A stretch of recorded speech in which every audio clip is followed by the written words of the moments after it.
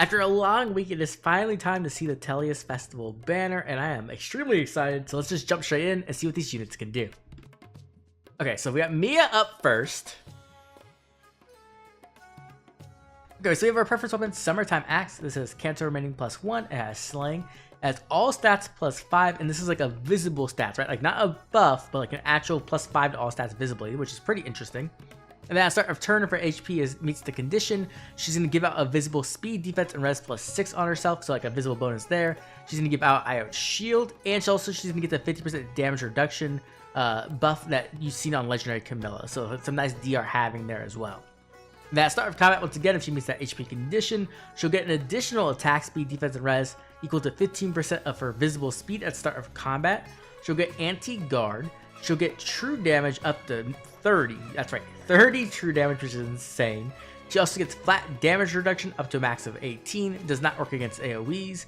And then also, if the foe is using an offensive special, she'll reduce the damage further by up to another 18. So she gets another 18 flat damage reduction if it's an offensive special, which is pretty crazy. And this is all going to be based off the bonus effects that are active on herself and the foe, not visible stats though. And naturally, just from her weapon, she's already going to have 2. So that's a nice little start there. This is a pretty powerful weapon overall. It's going to allow her to fit into that like melee flying role we've seen very commonly recently in this past year with like units like Halloween Anna, Legendary Alencia, Rosado, a whole bunch of units, right? And she's going to do really well there as she not only has like a lot of stats and a lot of damage, but she also has a ton of flat DR as well, meaning that if you can compound that with normal DR, she's going to take a lot less damage. And the fact that she has IO Shield as well means that she removes like the biggest weakness that flyers typically have. And so I think this is a pretty solid weapon. Also, I forgot to mention she also restores 7 HP after combat, so nice little heal there as well. We then have a new A skill in Speed Defense Prime. So this is exactly the same as the Attack Speed Prime, but now it's just with Speed and Defense. I'm not the biggest fan of Prime skills anymore. Primes were obviously completely ridiculous when they came out, which was less than a year ago. But the fact is that we have so many units in the game that can turn off visible bonuses. Like Duo Thor being the most powerful in most situations. We also have Mythic Loki, and of course Nurgle as well. And so the thing is with that, it just makes Prime unreliable. And so typically I'd rather go with like a distant bonus doubler or like even attack speed solo, something like that. Definitely not like a bad skill by any means, but not exactly as strong as it once was. We then have a new tier 4 B skill in Pegasus Rift. This is going to inflict attack and speed at -4 on the foe during combat. Then you reduce speed and res check versus the foe, speed and res -10, and then you're going to get that true damage based off that. You'll also get some flat damage reduction off of that. And you'll get that like as a brave effect, which is really nice. And then you'll also get the Diamant effect where it makes it more difficult to W. You'll have to get an additional 20 to double. So it's exactly the same as like Wyvern Rift, the only difference being that instead of speed and defense, it's now speed and resistance. This is a really powerful skill. Wyvern Rift has proven to be really good if you can meet those conditions, and there's a lot of units who focus on speed and resistance instead of speed and defense when it comes to flyers. So I think this is a great skill, good to see this here. It is interesting because I wasn't really expecting Mia to have good resistance, but I'm guessing she must have considering she has the skill. We lastly have attack speed, rain, snap, which is also very good. So overall, she comes with a very stacked kit. You're not gonna have to invest all that much into her. Probably only gonna need to give her something like no quarter, and then after that, she's pretty much set. Obviously, you're gonna want to give her an echo skill as well, and that will depend on like what you're looking for. If it will be like guard echo or like sword and guidance echo or something like that, right? There's a few options, but overall, this is a very nice kit. Now, when it comes to roles, what is Mia really doing? Mia is like a tank nuke. That's what she's mostly doing. She's trying to act as that frontline unit in, summoner duels or like other game modes as well, where you're kind of staying there. You're not easy to take down, and you're also offering support to your entire team through mobility, right? That's what we've seen in the past, and it's still very effective now. And so I think Mia's going to fit into that role extremely well. Is she going to be the best at it? I'm not completely sure. Her main competition will probably be Halloween Anna still. Halloween Anna having the harmonic skill is just so big because it allows her to charge things like Miracle, which makes it difficult to take her down, or even AoE specials now with the Celica Ring. So I definitely think Mia will be missing out on that part of the kit, but in turn, she does get a lot more tankiness. Like the amount of flat damage reduction this Mia gets is kind of insane, and so I could definitely see her fulfilling that role. Now when it comes to game modes, I think that her main role will probably be in Summer Duels as that melee frontliner, but it's definitely possible to use her in other places. You could try to set her up as an Omni tank for Ether Raids. You can also definitely use it as a Gale Force unit in Ether Raids as well. There's a lot of different options, but I think Summer Duels is definitely going to be the #1 place you're going to be seeing Mia. Overall, very impressed, love her kit, love the new skills as well, so let's move on to our next unit. Okay, we got Lucia up next. Okay, so we have her preference weapon, Breezy Spear. This is going to grant attack +3. It has distant counter, and then you're also going to have the unit and target cannot trigger specials, so there's that no special effect we saw on base Lucia that was so powerful. She'll also get another +5 to all stats, which is very cool as well, that visible +5. She'll also grant a bonus to her attack speed, defense, and res equal to 15% of her speed at the start of combat, and then she'll deal 20% of her speed as true damage, and she'll heal 7 HP after combat. She then also has the other effects that base Lucia had, where she turns off all support for herself and her foe, and she also disables effects like defensive terrains, support effects, guaranteed follow-up attacks. She gets full no follow-up, she gets full NCD, and she gets hardy bearing as well. Now, this weapon obviously is pretty powerful. It's very similar to base Lucia's. The really only big difference is that she does have distant counter now, which is very valuable as it opens up her A slot. My biggest problem is that it doesn't really address Lucia's biggest weakness, base Lucia, and why she's kind of fallen off. And the reason for that is very simple. She doesn't have a way to have like really good damage reduction. Now, obviously, she can get the damage reduction in her B skill that is pierceable, something like, Bulwark or something like that. But she doesn't have additional like flat damage reduction, which is what you really need in today's meta. It's the reason why Ike is so strong, is because he combines non-pierceable percent DR with flat DR. And it just makes him really difficult to take down. And Lucia doesn't really have that. Not only that, she doesn't have DR in her weapon really at all, which she does have in her base form, which is like 30%, I believe. And so that is another like difference between the two of them. I really was hoping that she would have like 20% speed based flat DR. I think that would have really helped her out, and it would have allowed her to like combine that with the DR she's getting from Bulwark, and then also the Ike ring as well to be really effective. I'm not saying she's bad by any means, definitely not saying that at all, but I'm just saying that I think that she still has the same weaknesses that she had before. We also then have a new tier 4 C skill, Firm Canto Curve. So if foes within 4 spaces of the unit and they trigger Canto, it will activate Canto Control just like base Canto Control already does. But they added a new effect because I guess I thought Duo Lyon was still too much of a problem. Essentially what this does is it prevents any effect that would turn off your action at the start of turn, right? Within on unit and any ally within 3 spaces. And then for any unit and allies within 3 spaces also, it neutralizes any effects that would end their turn as a result of the foe's skills. So essentially, they were like, hey, you know what, Duo Lyon, fuck you. You don't get to play the game anymore. Which is crazy because they literally just put out the Hero Fest with Duo Lyon on it. So they literally put out Duo Lyon and said, hey, summon for this unit, he's really good. And then literally immediately after put out a hard counter for him. So between this and Breath of Life 4, Lyon is going to definitely struggle because he's like essentially losing out on his ability to nuke really hard, and he's also losing out on his like ridiculously powerful support of turning off actions.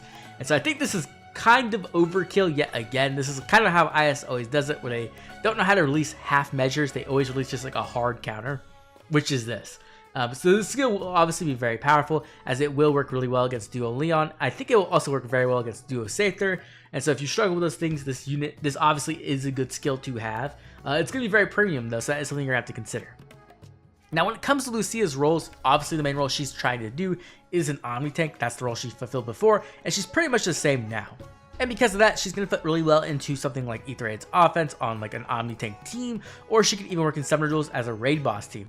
The cool thing about her in Summoner Duels is that she kind of counteracts like Emblem Ike in a sense that she has the opposite weaknesses that he does. Where Ike is like really, really strong against units who are trying to pierce DR because none of his DR is pierceable, Lucia is really strong against AoEs because they don't activate on her. So it is a pretty interesting idea to kind of use the two of them together, have Lucia out there whenever they have AoEs, and then use Ike with the other option.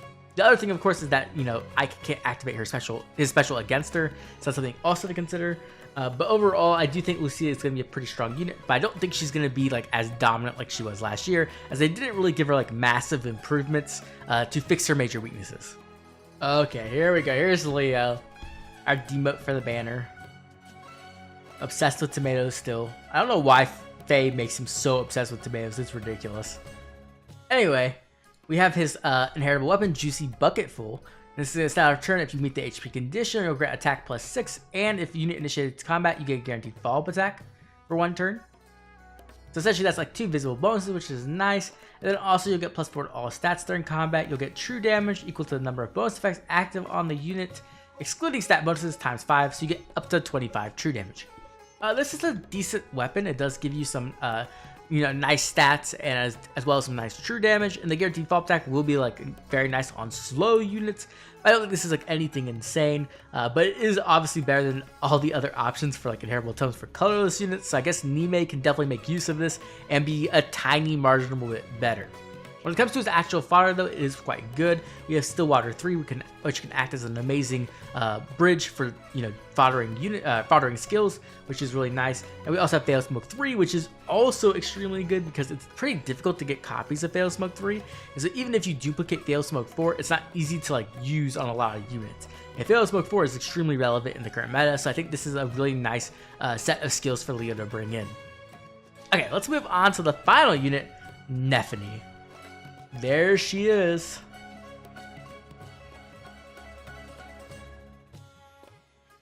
Okay, so we have Fluttering Fan, her preference weapon. This has Slaying, and then what it's essentially going to do is going to check to see if there's any ally within 3 rows or 3 columns centered on Nephenee. And if there is, she'll get stats equal to 5 plus the number of foes within that area times 3, so a max of 14. So she would need 3 foes to get the max amount there. But if there's any kind of like Divine Fang terrain or any other terrain that isn't impassable, she'll automatically get 14. So that's the one condition you can think about right there. She's also going to get a dull speed and res effect, so she's going to ignore the visible bonuses on the foes during combat. And then also if she has an offensive special, she's going to get special jump -1 before her first attack, and she'll get special jump -1 before her follow-up attack, which is also really good. And then lastly, if her HP is less than or equal to 99%, when triggering her special, she'll get +10 damage. So this is kind of like a callback to her introducing Wrath on her base form. But then there's also her sweep effect as well, which she just needs 1 ally within 3 rows or 3 columns and to win a speed check, and if she does, she'll get a sweep effect. Then we have the support effect of her weapon, where there's an ally within 3 rows or 3 columns, they're going to get anti-guard. And then also if they're using an offensive special, they'll get special jump -1 before their first attack during combat. And then also, if their HP isn't 100%, they're going to get +10 true damage with that special as well. So this is a pretty interesting weapon. It definitely has a lot of power in it, but at the same time, there's a lot of conditions, right? Which typically conditions can be kind of rough. It can definitely make a unit a little bit more difficult to use. But with that said, she doesn't get a nice amount of stats, +14 all stats. The dull speed and res is extremely valuable as it takes away for the foe to stack bonuses, while it allows her to stack bonuses, which is really nice. And doesn't take up your B skill, which is also really good. The double special jump is insanely good, as what you can essentially do is run a 2 cooldown special like Ruptured Sky, and you can Rupture Sky and then Rupture Sky again immediately after without having to get hit or anything like that. You don't need special acceleration, and you're not weak to guard as well, which is really nice. And then of course a sweep effect is always welcome. Now the sweep effect isn't as good as others, I would say, just because it does require an ally within range, which kind of sucks. I wish it was just like 2 conditions maybe, like if it was either you win a speed check or there was an ally within 3 rows or 3 columns instead of both of them. So that does definitely weaken her a little bit. But even so, having a sweep effect is really nice, as a majority of units don't have a way to counter that. The one major unit, of course, who does is Emblem Ike. But other Omni tanks who are really good, who have preference weapons, do not have an answer to that. Now obviously we do have like NCD Echo, which just came out, and so units who don't run preference skills won't have to worry about it. They can just run NCD Echo and be fine, but that's honestly not going to be the top of the meta units other than Ike. So a lot of like the legendary male Illyrs and stuff don't really have access to NCD, so this will be very good against them. And then lastly, we have her support. I think her support overall is really good. We've been waiting for an anti-guard support for a very long time. The only one we really had access to was legendary female Byleth, and her range was quite limited. And typically, you wouldn't want to use the one drive, support you could have, the one ally within 2 spaces for anti-guard. You want to get something more powerful nowadays. So being able to give that out in 3 rows or 3 columns is really good. And the fact that you get special jump as well is insanely good, because it not only allows any other nukes to like use bigger specials and nuke harder, but it also adds a level of consistency to other specials. Now, it's typically going to be used with nukes and stuff like that because it is before your first attack and not the foe's first attack, like Lucia's friend 4. So it doesn't really help you charge like defensive specials, but when it comes to offensive specials, it is very powerful and very nice. And if you have some way to get below HP, below that 99% HP, getting additional 10 true damage is really big as well. So I think that is pretty nice. Overall, it's a pretty interesting weapon, and I definitely think it does have some power, though you're going to have to kind of build your team and make sure that you're using it correctly and constantly be aware of the ally conditions. We then have a new A skill, Attack Speed Mastery. And what this essentially does is if you already enter combat during this turn, you get Canto 2, which is really, really nice. And then also, if the foe's HP is granted equal to 50%, you get attack and speed plus 7 during combat. And then also, if any space within 2 spaces of the unit has a Divine Feint effect or difficult terrain, you get an additional attack and speed plus 4. So in total, this skill can actually give you attack and speed plus 11, which is ridiculously high. That's a ton of stats to get off an A skill, while also getting Canto. I think this is a pretty good skill. I do think the conditions are pretty easy to meet, but they are, conditioned, so it can be kind of difficult. It obviously doesn't work well with something like AoEs, but in that case, you'll probably be going for like Verge of Death or something like that, so it's really not that big of a deal. Overall, I think this is a pretty cool skill, and it does give a way for Nephenee to have Canto, which is really nice, because Canto 2 on a ranged flying unit is absolutely insane, right? Like, we've really come down to the condition of getting Canto 1 typically, so being able to get Canto 2, that's the same as Atri, I believe, right? And Atri only gets it turns 1 through 4, so very, very cool A skill. Then we have Resonance 4, which is really nice to see here, meaning that you don't have to like sack an Emblem Celica, but you're still willing to get that extra true damage as well as that DR piercing. And we also have Speedrise Crux, which allows Nephenee to offer even more support through a guaranteed follow-up attack and give herself a guaranteed follow-up attack as well. Okay, then we have our Harmonized skill, which is for Path of Radiance and Fates. It's going to give a visible attack and speed plus 6. It's going to grant Resonance Blades, and you're going to get 1 extra movement as well. And then lastly, it's also going to neutralize any penalty on the unit and any allies from the same titles. Overall, I think this Harmonized skill is okay. I don't think it's like absolutely insane. The stats are great and the Resonance Blades are great. The thing that you're really caring about here is the extra movement. The fact that it neutralizes penalties is also really nice because it can remove things like stall and stuff like that, which is really good as well. I think this is a good Harmonic skill, but it's nothing you're going to write home about. It definitely helps Nephenee out in SD though, as it does give her a way to extend her range and really threaten the enemy, especially with that Canto too. Okay, so when it comes to roles, what is Nephenee doing? She is a nuke support. She's pretty much going to be going in, trying to nuke as much as she can. The fact that she can like back-to-back hit up specials, thanks to the special jump effect, I think is going to help her out a ton. And Resonance itself will also activate the Wrath in her weapon, which is really cool. I do wish that she or some way she could activate the Wrath effect for her allies as well, but that's definitely not in the case. So it's just going to be something you're going to have to like kind of get once in a while, nothing you're really going to be planning around. Typically, maybe there's some like crazy strats where you plan for that wrath damage, but I don't think that's going to be the case most of the time. I do think she can do quite a bit of damage. The fact that she can activate her own Wrath effect and then you add that to the true damage of Resonance doesn't mean that she's going to have some firepower there as well. She's also going to be quite fast with the fact that she gets plus 14 on all stats on her weapon, as well as that Dole, which really helps her out because it gives her an advantage of having her own visible bonuses while taking away the foes, and the fact that she's extremely mobile. Attack Speed Mastery really is a powerful A skill, granting that Canto 2 to range units, meaning that not only can she go in and kill things, but she can get out pretty well, and her Harmonic skill does give her that extra movement. So it's going to allow her to really go in and nuke things and get out, which is exactly what you want to do. And the best thing is that she does offer support as well, right? And I think this support is quite valuable. Okay, so now when it comes to game modes, where's Nephenee going to do the best? I think by far her best game mode is going to be Summer Duels. I think that's where they're pretty much trying to get her to be in, right? She's going to go in, she's going to offer that, support and that mobility and be able to nuke stuff, which is really nice. I think her other place she'll be able to fit in pretty well is Aether Raid's offense, as she can offer that anti-guard support from a very far back row, right, which is nice, while also offering extra damage and cooldown as well, so it can just help with like some consistency with your units if you need that. So I think that is a very good option for Nephenee. Unfortunately, she is a Harmonic, so she doesn't really score well in Arena. Overall, I'm very happy with Nephenee's new ult, and I'll definitely be going hard on the summoning session, which should be coming up pretty soon. But let's move on to the final part of the video, should you pull? Okay, so when it comes to should you pull, some of the pros, of course, is Nephenee. That's going to be number 1. Nephenee's just amazing, so that's a great reason to pull. We also have a very powerful nuke in the form of Nephenee, who offers some amazing support as well. We do have another frontline melee flyer, so if you are missing one for some reason, I think Mia does a great job there. We also have ridiculously good fodder. This banner has some insane fodder. I think Attack Speed Mastery is definitely going to be one of the meta skills we're going to be seeing a lot on these ranged flyers. as it offers an amount of Kanto we've never seen before, so I think that is really good. We'll have to see attack speed mastery, like if it's inheritable to like Cavs as well for its only flyers, but either way I think that skill is going to have a lot of value. Obviously Resonance 4 has already proven to have a lot of value, so I think just Nephenee herself is like insane fodder, though you definitely shouldn't be foddering Nephenee in my opinion. And then we also have Pegasus Rift, giving that extra option for those speed and resistance flyers, and the new Kanto control that just kills Lyon. So if you like really hate Lyon, there's a reason to pull for fodder there as well. And when it comes to cons, we do have a 4-Spark Hero Fest currently running, which does have some very good units on it, though Lyon just got nerfed. And we also have Choose Your Legends coming up in less than 2 weeks. So if you're waiting for Choose Your Legends, definitely save your orbs. This banner will last through Choose Your Legends, so you can see what's there and then pull on this afterwards. And Choose Your Legends definitely has 4 sparks once again, so if you're trying to go in deep, save those orbs. Other than that, we do have a new legendary banner at the end of the month to save for as well. It's a very exciting time of year, so having orbs is a good place to be. I think this banner is quite strong. There's some good stuff on it, but I don't think it's a meta-defining banner by any means. And so if these aren't your favorite characters, or you don't need the valuable fodder, or if for some reason you hate Nephenee, you can skip this banner, I think, though I think there is some great value here. With that said, now I'd love to hear from you. What do you think of this banner? What do you think of Nephenee? Do you think she's the best girl? Of course you do.